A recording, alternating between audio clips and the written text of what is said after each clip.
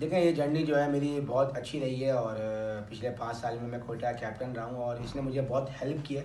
और इसका फ़ायदा मुझे ये हुआ कि जब मैंने पाकिस्तानी कप्तानी करी तो मुझे बहुत ज़्यादा हेल्प हुई और बहुत कुछ मुझे सीखने को मिला।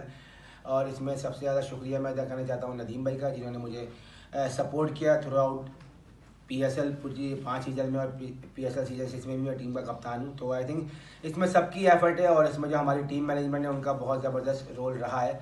तो आई थिंक सबकी ज़बरदस्त एफ़र्ट है इसमें। देखें, ये तो कहना बहुत ही मुश्किल है कि टॉप 3 या टॉप 4 टीमें जो हैं वो कौन सी आगे जाएंगी, क्योंकि आपको पता है कि सीज़न 6 चल रहा है और जिस तरीके की क्वालिटी ऑफ क्रिकेट जो है वो पीएसएल में खेली जा रही है तो वो बड़ा मुश्किल है कहना।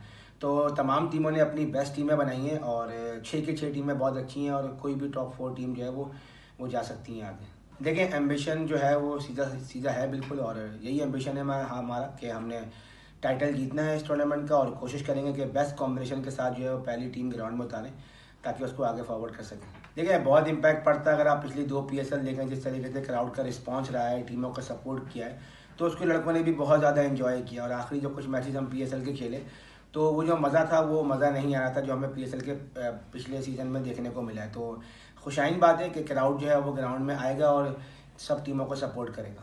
देखिए, स्क्वाड से बहुत ज़्यादा मुतमईन हूँ एज अ कैप्टन, और जैसे मैंने पहले कहा हर तरीके के प्लेयर जो है स्क्वाड में मौजूद हैं। स्पेशली क्रिस गेल जो पहली बार जो है कोटा ग्लैडिएटर्स के लिए खेल रहे हैं, उसके अलावा डेल स्टेन खेल रहे हैं, कैस अहमद है, कैमरन डेलपोर्ट है, उस्मान शनवारी जो है पहली बार टीम का हिस्सा बने। तो ये लड़के बहुत ज़्यादा अच्छे हैं और मुझे पूरी उम्मीद है कि जो भी खेलेगा वो कोटा ग्लैडिएटर के लिए अच्छी परफॉर्मेंस पेश करेगा।